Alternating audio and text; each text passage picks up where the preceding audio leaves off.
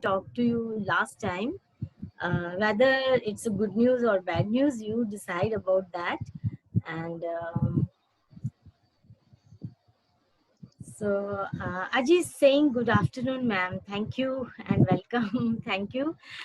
Okay, so this is not the last session today, and we have another session the next week. So what I suggest, if you're ready with your questions, what you can do is you can write them down, or you can give me on my email, and I will just type down my email for everyone, and so that next week we don't waste any time, and we can start with the questions you have, and you have a full week to post me questions on my email ID. So I'm just writing my email ID here.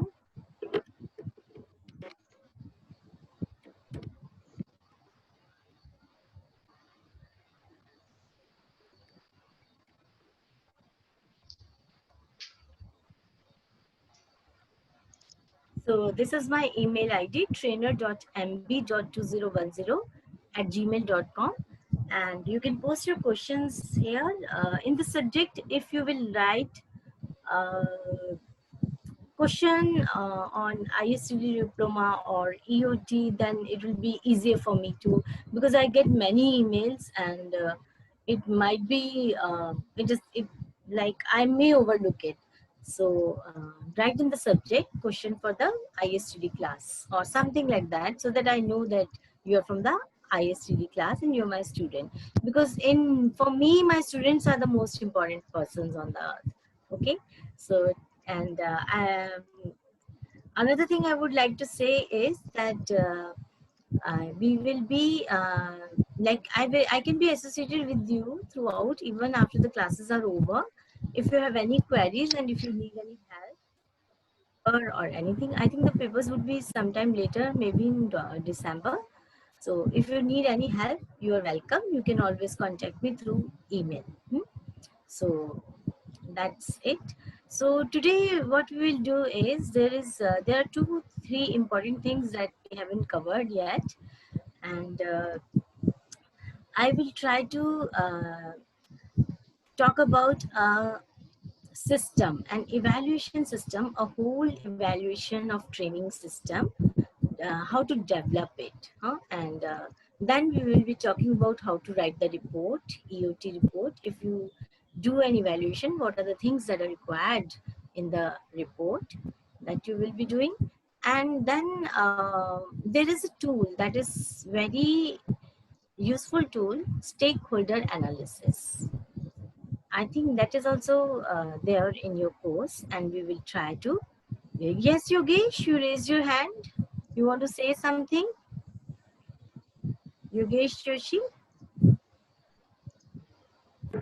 No, ma'am, by mistake. I'm sorry.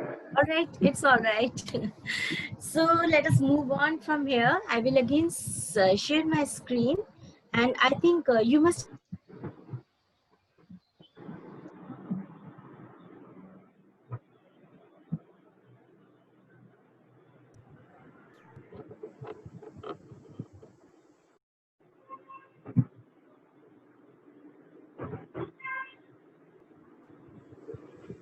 So, okay. So I was talking about, yeah, what will we do today probably. So the 3 things I talked about that, and okay, let's move on from here. I will share the screen again. Yeah, I was talking about the PowerPoints. I hope the ISTD people shared with you all the PowerPoints. I think they will be good for revision. Like when you are revising for your paper, then quickly you can go through the PowerPoints and it will give you a quick revision. So that will be important. And now let me share the screen with you. And so we will first start with the.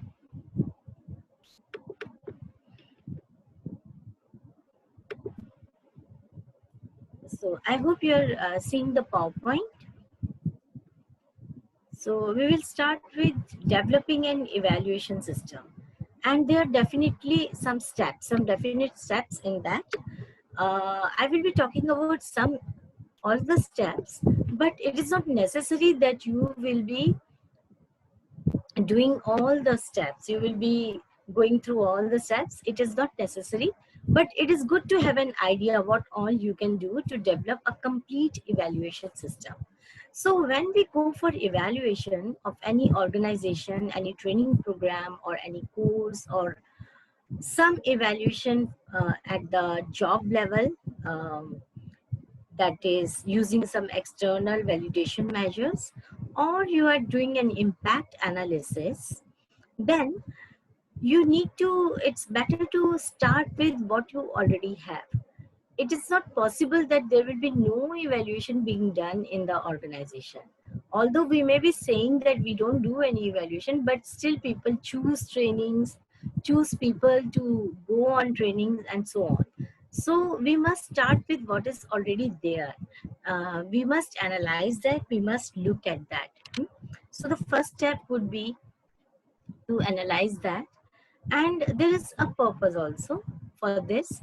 Evaluation system for information on an organization's overall training functions is actually used to provide feedback to trainees, hmm, to confirm achievement of objectives. Like the training started with some objectives, and whether the training has been able to achieve the objectives or not. And then prove effectiveness of the training. By effectiveness of training, I mean that whether there has been an enhancement in the performance of our people or trainees. Then assess competence, whether people are competent or not, whether the skills gained by them can be utilized for the benefit of the organization. Exchange data with client organization and funding agencies. This is very important for training institutions because they can use this data and tell the client organizations to uh, look at their data and tell them that these are the trainings that we have done and they have been successful, and how the people in one particular or some organizations where training had happened have benefited from that, and also the funding agencies to prove that the money given by them has been used effectively. And of course, establish quality assurance. This is the time for certifications. So if certain certifications are to be taken, then employees must be able to pass that standard. Hmm. Then improve efficiency of training provision. Then monitor training activities. You can have a training management information system to monitor, so that you get a first-hand knowledge of how many people have done the training, who are recommended for certain training but are waiting to get trained, who are the people in the pipeline who will be promoted and will be requiring more skills or more conceptual knowledge. So this is what we get from the training management information system. And that is for the HR people, of course, but again, it helps you monitor training. You can run queries on the system and get first-hand information. Now, it's not necessary that you will be employed in the organization. Most probably, like you may be working for an organization who runs such evaluation of training. But even if you are not working in that organization, it could be that you are in the an organization who sends people to training institutions. So you could be doing, depending upon where you are and what kind of work profile you have, you could be doing evaluation for training institutions as an evaluator there. The training institutions, if you remember in the first session, we talked about the purposes. The training institutions have the foremost purpose of proving their trainings. They want to prove that, yes, they're doing very well. And so that they get more proposals, so that they get more clients and more nominations for their trainings. And it is a competitive world. So there will be a number of training institutions who are doing such training. So what is the unique thing that this training institution has? So you could be doing it, making the system or developing the system, evaluation system for the training institutions, for the departmental management, because they really are concerned with how the employees are faring after the trainings. Was the training worthwhile or was it a waste of time? Hmm? And the funding agencies or the same organization, the senior management in the organization, who are giving money for or who are spending money for training people. Hmm? So you could be doing for any of these, and the steps that we are going to talk about will be useful for all the three places: the training institutions, the departmental management, or the funding agencies. For all of them it would be useful. Now, what are the steps? The first step is, as I said, we should start with what we already have. So the step one is to examine the existing system. What you already have, how much EOT are they doing? It is most probably people will be filling up the immediate reaction questionnaire. Immediate reaction questionnaire is an instrument, is a questionnaire that is filled after the training. Immediately when the course is complete, the participants fill that up, and that shows the reaction. If you remember the Kirkpatrick's levels, the first level evaluation is done through immediate reaction questionnaire. So you should first examine the existing system. So we have a system of evaluation already, and why do we need to change it? What is the problem in that system? It could be the obvious problem. In my example, could be that we are doing evaluation only up to the reaction level, and we want to take it to the learner level, introduce more examinations, some internal validation measures, so that we know that our participants who've gone to learn there, they're faring well. It is not just a matter of faith. Like, people have gone to the training, had a good food, enjoyed the classes, had good discussions, or just roamed around and came back. So whether it is uh, there for their learning, or maybe the job level also, you could be. So why do we need a change? That has to be thought about, and this can be done after the discussions with trainers, clients, funding agencies. By clients, I mean middle management and senior management people in the organizations who send people to the training institutions, or who send employees for training, whether it is within the organization or outside. And the funding agencies, stakeholders, and trainees. So discussions with these people will give you inputs about why you require change. It's not just that you interview them or discuss these issues with them orally. You can even make a questionnaire and elicit information depending upon how many people are there. If there are just a few people, then it's better you discuss with them. You go prepared with some questions and discuss and come back with your information. Then identify the problem. Based upon these discussions, you try to identify where the problem is and why do we need to change it.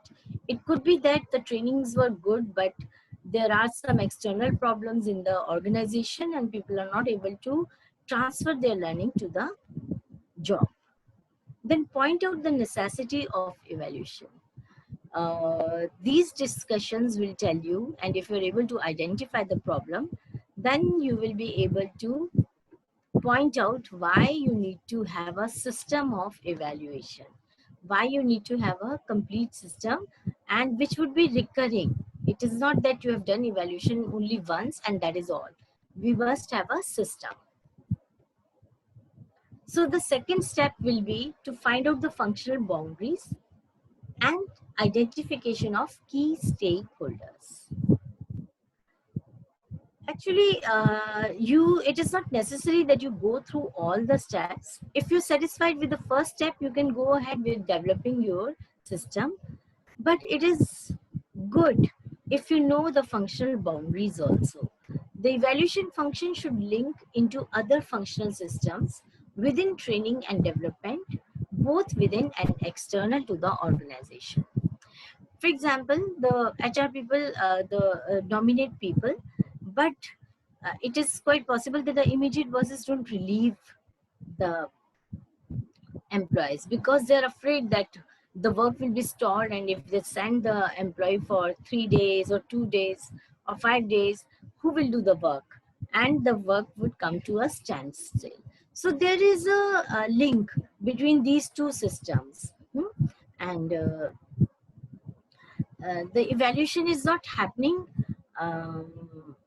is stalled even after the person has come back from the training. The manager is not allowing or is not interested in getting this done. So that could be again a mismatch. So you must have a link between other function systems. It is important to define the boundaries of the evaluation exercise to determine the internal systems needed within the EOT function. If you need to do the evaluation of training, what other systems you require? For example, you need accessibility to people, you need support from the management, you need money also, you need to have support systems like photocopying or disbursing the questionnaires. You may be requiring email IDs of people and etc. So these, whether the internal systems are there or not, then identify key stakeholders. By stakeholders, actually we mean people who are getting affected. And so who are the people who get affected, or who are the people who impact your evaluation function? So identify them, and why and how they should be associated with your work. And there could be people who are sleeping decision makers. They are decision makers, but they are not aware of the value of evaluation. And it could be gatekeepers also, people who have a lot of information, but they don't allow that information to go out. They don't let you know, and they don't divulge the information. They are called gatekeepers. So then identify external non-training systems which have an impact on evaluation. For example, the training was done on some policy, but due to some government instructions, the policy had to be stalled. So that is an external to the training thing, and it could be affecting the performance problems, or it could be introduction of new technologies. And for example, you trained your people in one software, but the organization adopted another one, which was cheaper, and technology changed, working practices and changes to government policy. This could be the reason. So these are actually the boundaries, like your evaluation exercise will be affected by them if these changes happen. So you must be able to identify them and guess them. A lot of it will be the guesswork, and a lot of this will be discussion with people who will tell you within the organization, who have experience there and have seen the organization through for a long time. Then another thing is to clarify the sources of information about EOT. You must know where to whom to meet, and from whom you should get the information. Also, the means being used to communicate this and the barriers. If there are any barriers of communication which people are not telling you. So these are the things. Then the next step is description of existing system and its analysis. So you must be finding that I'm still at the existing system. It is very important, because to understand the existing system is the key to change it or to develop a new system. So you must be able to describe it, and who are the people involved in training function. And they actually, when we are working in any organization, we are working in a kind of a compartment. Like, we are so busy, most of us are so busy, we're given a lot of work that we don't know what others are doing. So unless you can connect them, Like you talk to one person, then you talk to the colleagues also and get a holistic view of the whole system. And then there is something called horizontal input output or outcome analysis. So we will talk about it. A vertical analysis showing different levels of the system and the importance of the information provided. So horizontal input output outcome analysis, what is that? It is like when you're talking about inputs, then for example, you are doing it on the design side. You need to improve the design of a training. And a training designer receives information about training needs, because he cannot design a good training unless he knows what the training needs are, isn't it? And he will, according to the training needs, he will set the objectives of the training, and according to the objectives, he will plan the sessions, the material, the things that are needed in the delivery of training, how long will be the training, for whom will be the training, and so on. This is what the designer will require. And this should be used as a design brief, that this should be used in the design brief that includes details of the number and variety of people. How, like, variety of people who are to be training, given training, and the aim of the proposed training. Like, why do we want to give training? If I think you must already be knowing that aim is a broader thing. Aim is an intention. And so to do this, you will require to take some actions, and the actions, whenever you're going as an evaluator, you need to document them. So the actions that have to be documented are a designer devises a training program based on the information available from the design brief. Design brief is a precursor. You must have studied design of training also in your classes. So you will know in that the design brief is a precursor of the main design. So before developing the program, you must have an outline, a design brief, and from training needs analysis or obtained during the design process. So these things should be linked. Like he should be if the design brief is not accurate, then he will make not such a good training. So the designer presents a design proposal based on the use of a distance. I'm just talking distance learning package here. It could be any learning package, any training, and on the job training package also, to the client for comments and approval. It could be any training, not just the distance learning training. Then training management, the client, stakeholders, and the funding agencies, they evaluate the proposal when he takes it to them. That this is my design and they have to evaluate it. The detailed design and development of the package are carried out, including procurement of training materials. So the input here is getting evaluated. This is like a horizontal thing. People are evaluating that. And appropriate systems are agreed to evaluate key elements of the training program. Trainers are selected, trained to use the package, and briefed on instructional procedures, including use of tools for evaluation. Then mentors are selected. In India, mentors are not so popular, but in Western world, the mentors are much more popular. Mentors could be the trainers themselves or people in the organization if it is a on-job training. People who have experience and who have a know-how about the work, they can be mentors. So that is just optional. Mentors can be selected, trained if required, because even if you know the necessary that you will be able to deliver, you will be able to tell others. So training may be required for mentors also, and briefed on their roles, responsibilities, and contributions to the proposed training. Trainees are selected, briefed in respect to their participation in the training program and the means by which their progress and achievement will be assessed. Trainees are helped to learn and develop their skills through completion of the training package and on-job training. So input analysis is done like this. This is an example. Now we come to the output or outcome. I hope you know the difference between output and outcome. When we are talking about output, we are talking about numbers. How many people have trained? How much workforce has been trained? And outcome means actually the result of the training, how the performance has been increased or something. Output is definitely very easy because you can keep the data and know the numbers. And outcome is a little difficult to analyze. So we have systems and tools used for evaluating output or outcome, and they include comparing proposals submitted by designers.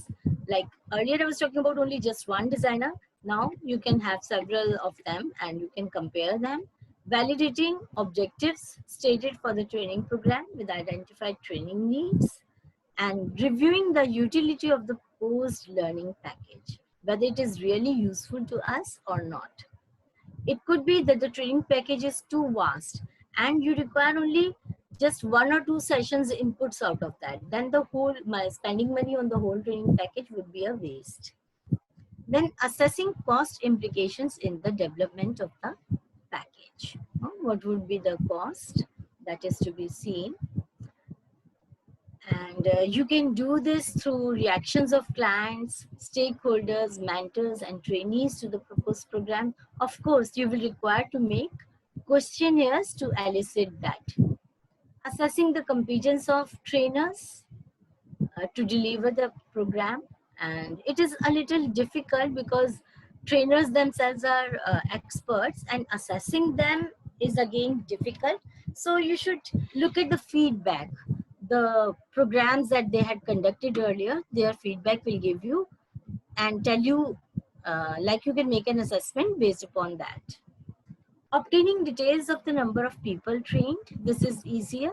Confirmation that satisfactory performance has been achieved against agreed criteria. So this will be given by the senior management or middle management. They will confirm whether the performance has been satisfactory or not. Now there is something called vertical analysis also. And it's not necessary that you do all the steps. You can just skip them if you find it difficult. In some organizations, you may not be able to do them at all. In some organizations, they may be taking you with open arms to conduct such a thing. So it is based on a role analysis developed. Role analysis actually means like a person has a certain role in the organization and he may be having a role in the administration or in the training function or in the evaluation function. So he's given certain questions and asked what he does currently, like presently what he does, and what he would like to do in future to improve this, or would he like to extend his role, and what he anticipates, or if he is given the role, then how he has fared after the role has been taken. So how to extend his role and what is his reaction to that. So such a role analysis can be developed. Identify the people you wish should contribute to evaluation. Have them analyze their role and agree on the systems and actions you require of them. Like currently, they may be doing only sending nominations, somebody in the HR department. And his role is to send the nominations, whether he wants his involvement in selecting people also or not. That is extension of a role. So does he agree to that? For example, number of people trained will be given by a lower functionary like section officer, but information about costs and benefits of a program will be available from a senior level officer. So this analysis you have to do. Who will do what? Their role analysis. You will have to balance what you would like to evaluate and with prudence and practical reality. The systems and subsystems in this step may disappoint you, or they may point out something which is not being done, which is desired to be done for effective evaluation, and but you have something to move forward with. Now the step 4 is definition of key aims. The key aims here are the aims of the evaluation exercise that you want to take up. So you must be able to define the key aims. What do you want to gain by doing the exercise? So fundamental questions can now be asked about the existing system and used within the EOT function.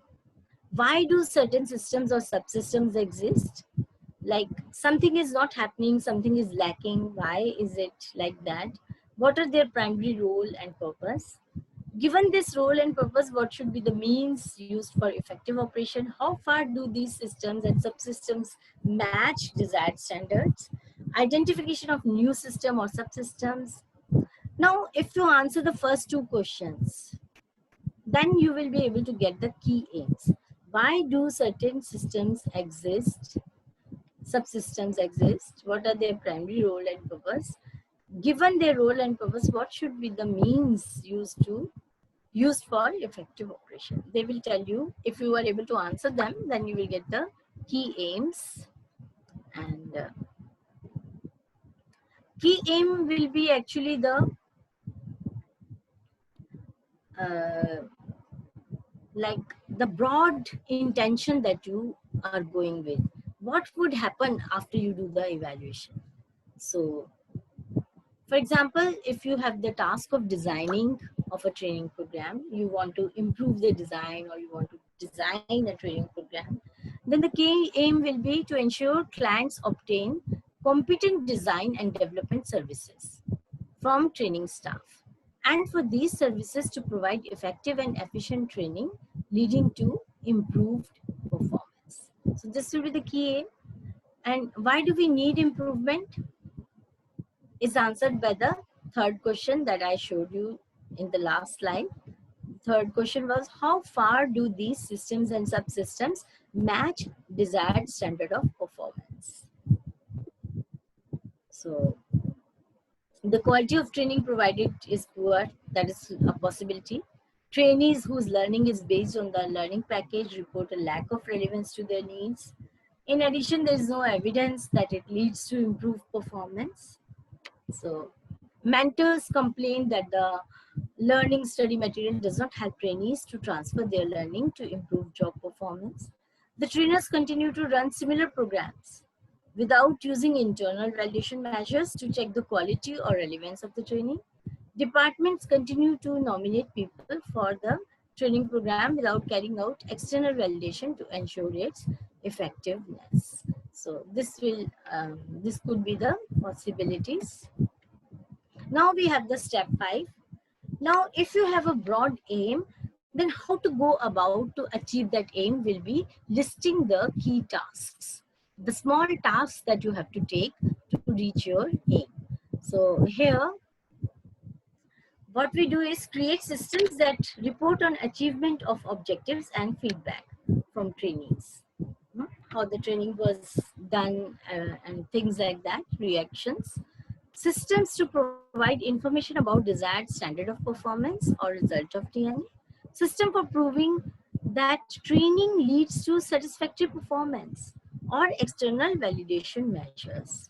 So you must develop systems for that purpose also. Tasks for improving the quality and relevance of training. Monitoring training activities and therefore making systems to prevent duplication of resources or having a TMIS. Actually, it is quite possible that whatever training one institute is giving, another institution is also giving the same training, or same training is done twice by people. So that is a waste. So duplication should not be there. So you should have a training management information system. Now, when you have listed your aim and you have listed your key tasks, how you will go about it? What I said in the earlier slides was only for that particular example. For every activity, you will need a different set of key tasks. So based on the points raised in third step, we have operational information about a client organization. And you will determine the key information needs. Key information needs here mean that what all information you need to document. huh? So before arriving at decisions. So operational information about a client or organization, how the day-to-day activities are happening, how employees are faring, how people are doing work and all that. And departments and individuals who need training, so about them. Problem prevention, solution information, things like that. Coordination of information to enable trainers to collaborate with line departments and other functions. Development information to enable training resources, activities, etc. Now, you can also go in for control information to provide details of the validity of training or quality assurance and evaluation, financial information, performance information, how the people are faring, and cost benefit information that takes account of the above information in relation to the stated government policies. Actually, these are broad ideas, and you will have to develop questionnaires and you will have to develop some instruments through which you can document. You can even go for interviews, you can even appoint people who are observing, so that can be done, and elicit information on these things. Step 7 is diagnosis of efficiency needs or identifying deficiency. Like, where are the deficiency in the existing system? Simply put, it is this, and there are some variances. Variances is actually a tendency for a system to part from the or deviate from some expected or desired standard. For example, if the training had some objectives, after completing the training, the participant is expected to have a certain standard of performance, but there is a variance, he is not able to do that. Then where is the deficiency? That is what you have to look for. It is a weak link, like where he learned well in the training, he passed the exam also, but he's not able to transfer that learning. So where is that weak link? You have to identify that. Variances can be either key variances or operating variances. Key variances are inbuilt, like they are caused by omission of key tasks. Something very important was not done, or something that is done very poorly. For example, a key variance would occur if training needs were not identified before preparing a design brief.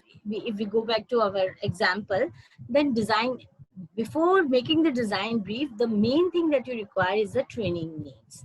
If you don't have the training needs, then the key variance is that. Or if the training needs was defective, the list of needs that were given after the TNA was not actually what is there, what the gap is, then it is faulty, and the design brief will also be a faulty thing. So operating variances are caused by flaws in the systems. So transfer of learning is not happening because of some flaw in the system. The person who came back from the training was not posted at the place where he can use his knowledge. So that could be there. So flaws in the system being used or are likely to occur due to flaws in the systems and in the function. And in the designer example, the training designer is dependent on the flow of information from a consultant or line department or beneficiaries. If this is deficient in some way, the consultant did not give him the right information, or the beneficiaries did not tell him clearly that this is lacking in the design or this is lacking in the delivery system, then this is an operational deficiency. This can be corrected easily, but a key variance or key deficiency cannot be corrected very easily. So you must be able to diagnose it and list them. List the key operating variances and also the key main key variances or operating variances. So, and they could be both inside the organization or outside the organization. So some examples of variances are like this. People are chosen for a training course without reference to their actual training needs.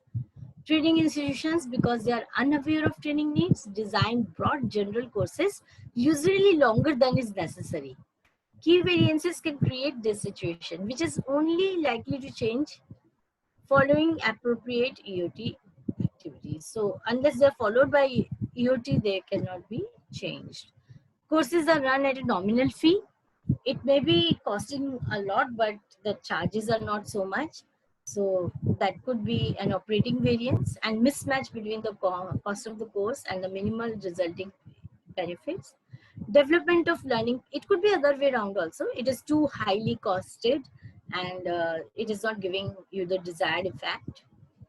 The development of learning packages can be focused on subject content rather than identified training needs. The training institution has a tendency to teach what they have, what they know, and not what the people require. So that is a mismatch, and that is again a operational variance. Training is designed without knowledge of the number and level of people who need training. So it is, maybe it is training is designed only for 20 people, but the number and level of the people, number may be 1,000, and the level may be different. The step 8 is diagnosis of job satisfaction needs. It is very important, and in most of the activities, we try to overlook it. The job satisfaction. Actually, if you are doing evaluation for an organization, people's acceptance of it is very important. And people are likely to respond positively to your proposal for improvements if it satisfies them. High job satisfaction requires feelings of competence, responsibility, and pride in work. Unless people feel competent, like after the EOT, it would be beneficial to them, and they own it. Oh yes, it is our organization and we should be able to evaluate it, and they do not take pride in work, then they are not satisfied. So you, as evaluator, your work will be to obtain data about these needs. You will have to frame questions or interview people or discuss in groups to identify where the problem areas are, where the people are not feeling satisfied. So efficient delivery of training services in association with job satisfaction involved is very important. You can ask questions like this: the extent to which a person believes that their expertise is being used effectively. So many times people feel that they know a lot more and they have expertise in certain areas, but their services are not being utilized properly or utilized at such a place. Whether the training system being used in their organization are suitable or not for them, this can be asked. And there are actually 5 areas where there should be a fit between trainers' needs and expectations. Knowledge fit. People who have a certain kind of knowledge should be, their knowledge should be matching with the work they do and the things they are using. Psychological fit, efficiency fit, task structure fit, ethical fit. So I will just skip these. You will have the PowerPoint, and it is not important to learn the details here. You can have a look at them later. And these are, will not be doing all of them. It is, even if you're able to do one of them, that would be enough. But these are the broad areas on which we see that. So the next step is to anticipate further changes. Now you should be able to understand that what changes in future are likely to be there, or these are there. For example, GST was announced, and a number of things were announced which affected a lot of things in organizations. So introduction of new technology, new work practices, improved performance standards, like the demand from the organization side is more. The desired standard of performance has risen. That could be a change. Increasing professionalism, changes to government policies, efficiency initiatives, organizational restructuring, privatization of services. Like it could be like MTNL is facing or other organizations are facing, OFB is facing these days. So further changes should be anticipated if you're a good evaluator. Again, I would emphasize that it's not necessary that you will do all the steps, but if you're able to do maximum, then that would be very, very nice. It will help you. Then you have to specify the efficiency needs and objectives for the new system. Like efficiency, where we require efficiency to improve, and what will be our objectives for the new system. Now we are coming from the old system to the new system that you want to put in place. So state the aims and objectives. Aims are intentions and objectives are measurable outcomes. Like after the evaluation system has been put in place, what will be happening? Aims can be statements of intended improvements to the existing training system or developments for anticipated changes. And aims should be clarified into specific and measurable objectives. So examples, these are only some examples. For example, you could have objectives like an average reduction of 5% in the length of a training course, 10% better utilization of existing training facilities, an increase of 15% in the number of people trained. Clearly defined trainer roles, like trainers are they having a role in photocopying or cyclostyling or making questions and all, what all things they are required to do. I said trainer roles, but it could be anywhere. Like if you're in the training, you're doing it for the training role institution, then it would be there. If you are at the organizational level, then it would be the employee's role. It could be. So it would change according to the place you are doing the evaluation. So specific targets that are agreed, personal development planned. These are the job satisfaction objectives. Then objectives to improve efficiency and job satisfaction, both of them. Utilizing in full the principles of systematic training, devising a system for internal and external validation, helping line managers develop effective on-job training, objectives related to future change, carry out TNA, and evaluate alternative or competitive strategies, and use cost-benefit analysis to evaluate a particular training intervention. So these could be the objectives. You can have your own objectives depending upon where you are and what training you are running. Other objectives could be levels on which to concentrate EOT activities. Like you want to do it only on the third level, that is the job behavior level. So what would be the activities there? Short, medium, and long-term areas. Responsibility mapping can be done. Who is responsible for which work? Whose approval is required? Who will give the support?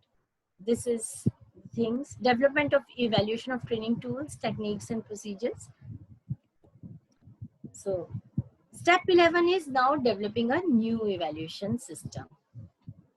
So at this stage, you must re-examine and whatever conclusions you drew from SAP are the earlier steps, and try to answer these questions. What should be the key aims and what are the boundaries? Like we will not be offending people, we will do only this much. And evaluation can be a very big exercise, but boundary means where you will do it, how you will do it. Will you do it the learning at the learning outcome level or at the job behavior level, or will you do an impact evaluation? So that is the boundary that you set. And because you can't do the evaluation throughout, like all the levels at the same time cannot be done. So you have to pinpoint that. And given these key aims, what should be the key tasks carried out? And you can have key aims, and you should write down the details and focus on development activities. And like you have the key task in step 5, what are the operating activities? Like if you have a task, then under that, what are the small activities that you need to do? What are the problem prevention solutions? What coordination activities will be required? Things like that have to be written down for the new system. What development activities will be necessary to keep the new system adaptable and in a constant state of improvement? What control activities will be necessary?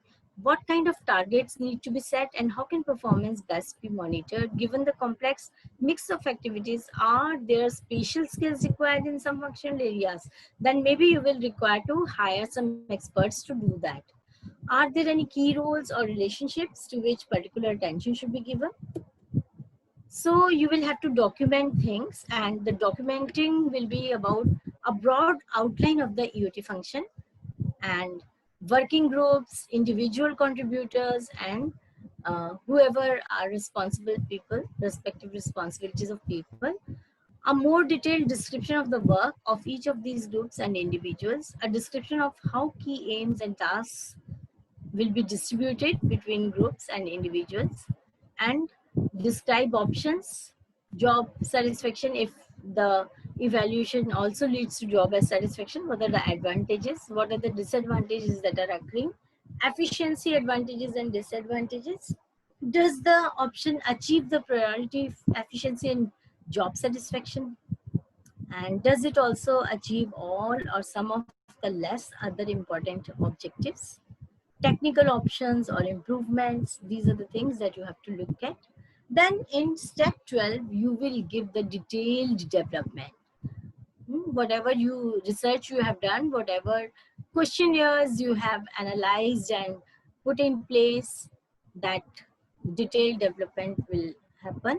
And clearly defined trainer roles, establishing a trainer task inventory, interviewing trainers and others to analyze their existing role, redefine roles and responsibilities, taking into account organizational requirements, encourage trainers to redefine their roles to make it more effective, identify their training and development needs. This could be done not only for the training institution purpose, this could be done for the employee also at the level 3. And consultancy in client organization, discussing performance related issues, interviewing beneficiaries, collaborating with departmental management, forming networks, planning multidisciplinary projects. So these all things are to be documented when you are doing the detailed development. Then step 13 will be implementation and action plans. Now you have everything detailed and written down, and it's readable, and you have an idea of how you will go about it. Now the implementation and action. So then you have to put it in a time frame. How long will it take for you? What kinds of problems you are going to face? And during the implementation period, what activities will have to be coordinated? What training is necessary? How much time is required for implementation? And how can progress be monitored? So once the system is in use, you have everything. You have detailed plan, and you have a action plan, implementation plan, and you have started implementing, and some time has passed, and your evaluation development system, like the system you have developed, evaluation system, that is faring well, then you must have inbuilt in your system a review process also. What after 2 years? What after 3 years? What after 5 years? Does the same system should keep on running, or should we have something better than that? Or should we, who will review it? What will we review? What are the points where we need to review them? So once the new systems are in use, their ability to meet all the objectives set for them during design and development must be tested. And if the aim of the improvement was directed towards evaluating improved efficiency and improved job satisfaction, then improved efficiency can be checked by establishing the extent to which your key variances, that is the weaknesses, were identified, and are they controlled now? Have they been eliminated or not? If not eliminated, have they minimized? So these are the things that you have to test. Then information on job satisfaction can be elicited from trainers, trainees, clients, stakeholders, or funding agencies informally. It is always better to go with questionnaires, because then you will have predefined question is you don't have to do on the spot thinking. You will be prepared with things and go. That is more professional, I would say. So reviews can be periodical, 2 years, 3 years, or 5 years. So these are the things that you need to take steps for developing an evaluation of training system, a whole and complete system. You may be doing evaluation at any place, and these are the things that are required of you. Which of the functions activities have been most successful, you must be able to list them, or which were the least successful, why they were so, what are the functions main achievements, this is to be reviewed. What future challenges and opportunities are more important, what are the functions critical strengths and weaknesses, what principal conclusions for future strategy can be drawn from this review. So these are the things that you must ask when you are doing the review. Now we come to the next portion, that is you have developed the evaluation of training system. You might have conducted an evaluation also. It could be big or it could be small, but you need to document it. It is possible that you may think that we will make a presentation, you make a PowerPoint presentation and tell about your achievements. But senior management and mostly organizations want it documented, signed, and to be kept in the organization before they pay you. And so we must have an evaluation of training report also. That is a return document. So what I will be talking about in writing any evaluation of training report is just about the format. Actually, there's no defined format or a fixed format. You can just follow the principles of writing any report. But I have outlined some of the things that must be there in your evaluation of training when you're reporting it. The things are some of the things will be very important. Now, why should we give a report? Because actually it could be a part of terms of reference. Like when you have done the evaluation, the terms of reference say that you will submit a report. It contains information and recommendations that are needed for decision making. So in your report, you will be making recommendations and some information would be there. Documentation of your findings. You found something, but now you need to document it also. And one thing, reports are formal. You should be formally writing it, and official documents, they are usually written using formal language and not informal. You should be very formal when you are making a report. So how to write a report? First of all, you should use a style that is well structured and simple to read.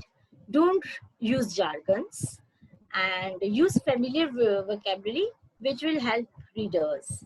You are a trainer and you are undergoing training for this purpose.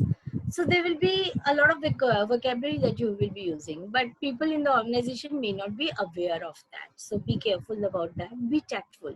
You may be pointing out some deficiencies or some problem areas, but you should describe it in such a way that you do not offend people, because you need their help. You need their active, willing participation, not indifference and resentment. You don't require that. So try to be tactful. Help people to feel like, if somebody says somebody is not doing some kind of work, don't say that such and such people, such level officers are not doing this work. Try to say that these processes are not fulfilled well, whatever you want to point out. So that is being tactful. Help people to feel a sense of ownership of your findings. That means tell about them. These people helped in doing this and what recommendations they gave, and give their references and contributions by stakeholders. Of course, while interviewing them or while holding discussions, you can ask them, can I use this and write it in my report? And so that will give them an ownership. Yes, it is us who pointed out. So that is important. Then include examples which are likely to be of interest to your readers. Try to make it interesting.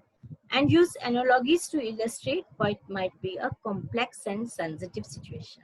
So this is how we should go about it. And your style should neither be subservient. You don't have to just like be very too polite, and you don't even have to be too rude. So when dealing with the seniors, it's not that you should be subservient, and you should not even patronize or use an authoritarian style for the subordinates. Always use positive, objective, and direct recommendations based on the substantive findings. And each recommendation should be a basis for action that is acceptable, practical, realistic, and motivating to all concerned. Please, please do not make any grammatical errors. They should be checked and corrected. Initially, submit a draft report. It is a precursor to the main report and to the stakeholders, and then ask them to comment on that. So they will incorporate their comments and see whether that is actionable or not. This will enable you to allow for their views, and then you can carry out the final edit of your report. So these are the things that are important while writing the report. Now, what format should we use? There's no fixed format, as I said earlier, but I have something listed out here. You can use that. First of all, you must have a title page of your report. Clearly state the subject of the report. What is the report about? For example, and be very specific. For example, if it is a designing improvement in design of training, then you must tell that evaluation of design of training on such and such thing, like evaluation of training design of, say, IT training or Microsoft Excel training. Be very specific and clearly state the subject of the report. Also references to stakeholders associated, like you can say sponsored by somebody if it has been sponsored, or if you're doing it for an organization, write the organization's name. Then the authors, your name, or people you are associated with who have helped you in writing the report, their names should also be coming on the title page. Then the second is the contents page, or it could be an index page. You list headings, subheadings, and appendices along with their page numbering. Page numbering is important. You should write the index there, contents page or index. So list these things. Then summary of recommendations should be there. When you're telling the summary of recommendations, that could be in a different chapter, but a summary should be available there. Then refer to the numbered paragraphs in the text. There should be paragraphs in your text which are given particular numbers. So give per number and give particular emphasis to the recommendations where these are described in detail. Then if you have used any terms or any abbreviations that people may not be knowing, then inevitably the report will include terms, abbreviations, and jargon unfamiliar to some readers. So list that. Make a page with a list of such things, such terms. Then you must write an introduction. It could be 1 page, it could be half page. It depends, like how big is your task. So write the introduction. And the purpose of the introduction is to describe the reasons for carrying out the evaluation training assignment. Why you carried out this evaluation of training should form a part of your introduction. And what is intended to achieve? Why this should be done and what do you want to achieve? In a nutshell, you should write the aim of your evaluation exercise. It may be appropriate to outline how information was gathered and what limitations or what constraints were there. There may be some constraints that you've faced, so you must tell them. And or if there were any limitations that were imposed, you must tell. Then it is good idea to have a forward also. Some reports have it, some do not have it. It depends upon you. And it should be written by somebody who is senior to you and has some authority. Like if he writes something, then people will want to know what my senior or topmost head is writing, and so that should be by a senior person. And support to findings and recommendations. Avoid, like here you should not include irrelevant things like that may distract readers attentions, and so don't like too much praise, I should say, should not be there, and that should not divert the readers from the main thing. So acknowledgements are very, very important, and please don't forget them. Acknowledgements must be included in your report, and record the names and designations of the people involved. And particular reference should be given to stakeholders, followed by others who have helped. Then terms of reference, if you entered into any terms of reference, a copy of that should be pasted or put in the report, and whatever you have agreed with them and whose name and designations should be included, that should be very clear. And note any changes made during the assignment. If there are any changes, then write that down in the terms of reference. Then main text. Of course, this is the most important part of the report because it tells what you had done, what you started with, and what you have accomplished. So this is the main portion of the report, and you should be able to organize it. Like people should be able to reach where they want to go. People may not want to read everything you have written. So it should be presented in such a form, and the index or the content page will help you. It should be reflected, every heading should be reflected in the contents page also. Organized in an accessible way, well presented and easy to read. Now you should use main headings and subheadings to highlight significant features or chapters of the text. Link headings or subheadings to specific performance issues, functions, working groups, or stakeholders. People may only read those parts of the report that are directly relevant to them. They may not want to waste their time to read the whole report. So it should be accessible. Explain the process you have used along with your findings, conclusions, and recommendations. Like in the process, if you have used any questionnaires or any interview or observation, then you should tell about that. Describe significant issues to which you wish to draw attention. Include details of tools in appendix. Don't use all the tools, or if you have questionnaires compiled and analyzed, then don't put it in the report, put it in the appendix to the report. Then there must be an executive summary of 1 page or 1.5 page, depending upon the kind of report you are making. And it should be done after the main section has been compiled and not before it. So I've seen in some reports, people give the executive summary just in the beginning. But the more acceptable form, according to me, is at the end after the main section has been compiled. And that is, I think, a more professional way to write it. And it's up to you. Like I said, that there's no fixed format. You can change it according to your choice and according to the need, or if your client organization is asking you.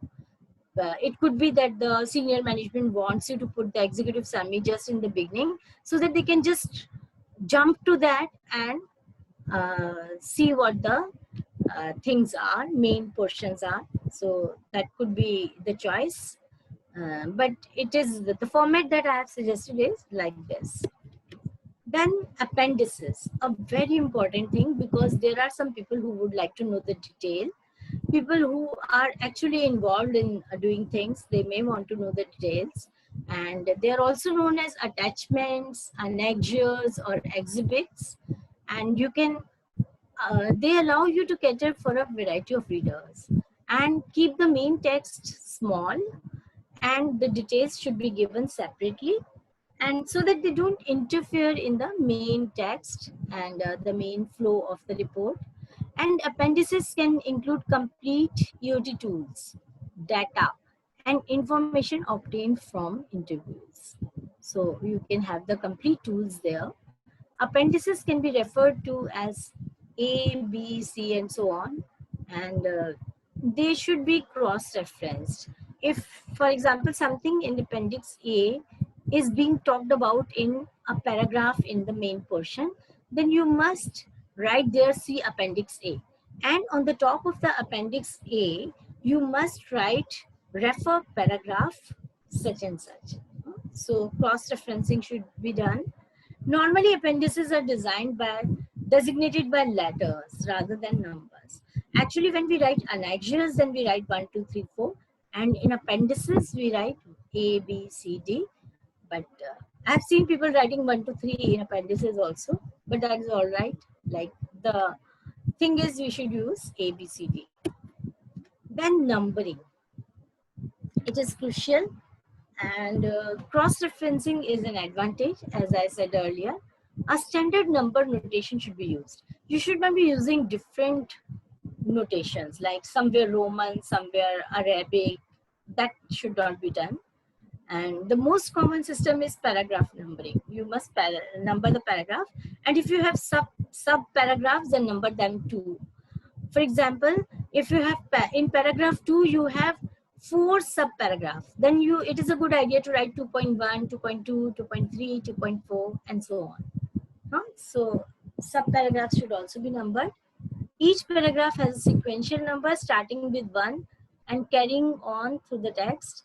The advantage of this system is that any paragraph can easily be identified and located, and thus discussed at meetings or by telephone or emailed. Numbering is best done after the main text is written. Like, it's okay if you start with the numbering first only, but then if you make changes, you will have to keep on changing the numbers also. So it is better that you first write the main text and then number it. Sometimes we decide that content should go in sub-paragraph. Then we renumber it. So it's better to do the numbering later. And a summary of recommendations. So that should be drafted. So that is all I wanted to say today. And thank you very much for giving me a patient hearing. So in the next session, come prepared with the questions, and I will try to do one tool with you that is called the stakeholder analysis. It's quite a useful tool, and then we will take the questions. And I've already given you my email ID. If you will write your questions beforehand, it will save us time. We can go straight to answering them. So I think I hope this session was useful to you. Yeah, good evening, ma'am. Arpita here. Yeah.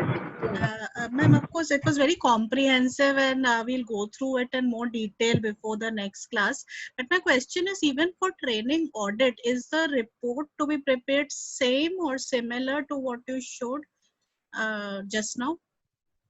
Beg your pardon, I couldn't get you. Ma'am, last time we did the training audit, the report for an audit, should it be similar to what you have mentioned in today's the evaluation report? Yeah, look, you can have it either way.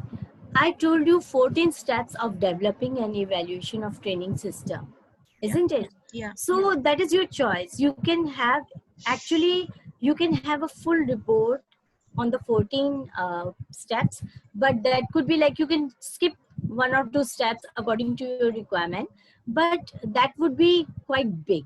So the report that I'm stating later would be concise. There's no need to write everything in that, and you can selectively write, isn't it? So the report can be, that format can be used anywhere. Yes. Ma'am, what is a funding organization that you have mentioned? Funding organizations are organizations that fund training. For example, United Nations. They fund a lot of trainings for people. People go for that. They give aid to organizations. For example, for government training and even outside the corporate side, the autonomous bodies, the government does the funding. For example, Department of Personal Training does a lot of funding. Ministry of Finance does some funding for a number of training programs, and so on. They are the funding agencies. It is quite possible that, like in the private organization scenario, it is the funding organization and the client organization are the same people. Like the same organization is funding the training of the employees and sending the employees to train. Right. Okay. And ma'am, one last thing, in the course curriculum, we had something called statistical analysis. Does that mean the ROI and the analysis that we did using the formula, or we are talking about calculations of something else in this? I think so.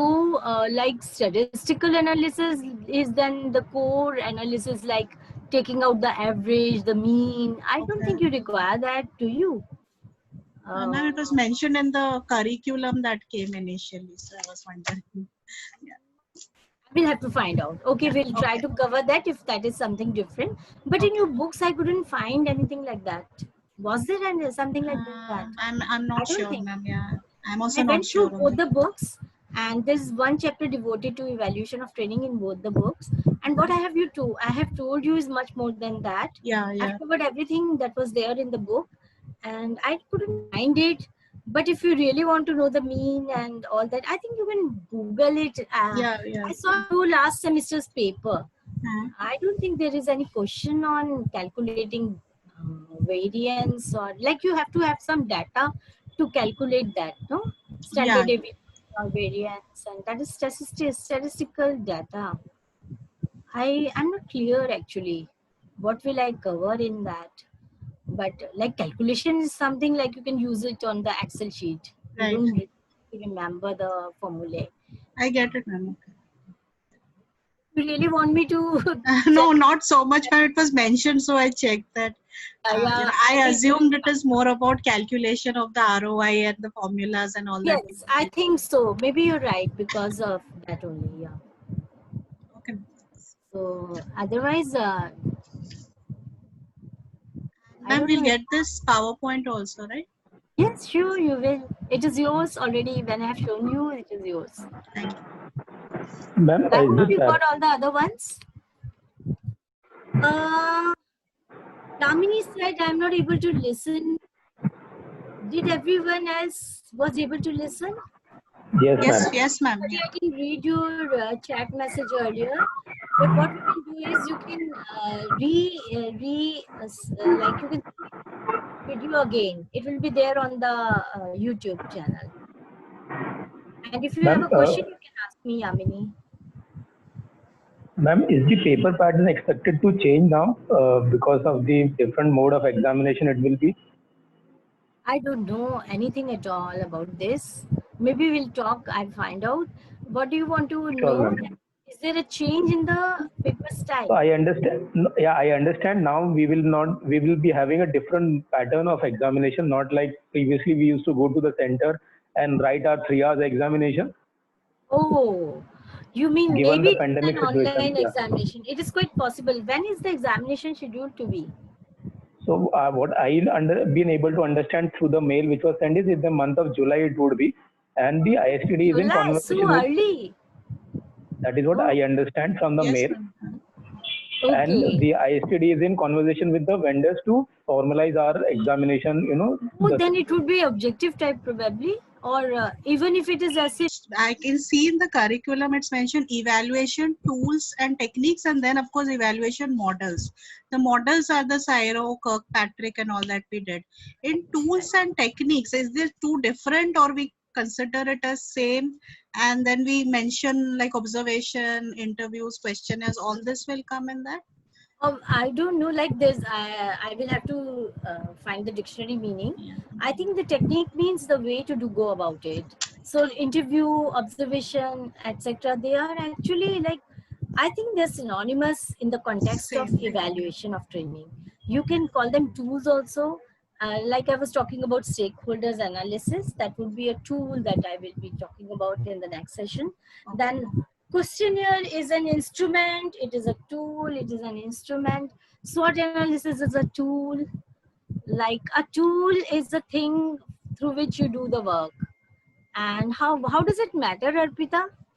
Ma'am, Like it's if you call it, mentioned as a title, so I was wondering if the question comes, then what all to add in tools and techniques should I mean, all this you will come can use together, it right? either way. You can talk about, like if they ask you what are the different tools for evaluation of training, so you can say questionnaire, you can say interviews, you can say surveys, you can say stakeholder analysis, you can say all these are tools, and these are Right. instruments too. Got it. Okay, instrument is like a pen, like you In fact, write, ma'am, you this use it for writing, but you can call it a tool also. Got it. The Well writing done. tool is pen. Got it. Thank you. I think so. That is what my understanding is. So you Thanks. can name them like interchangeably. You can Okay. write synonymously. Right. Okay. Yeah, somebody was saying something. that's right.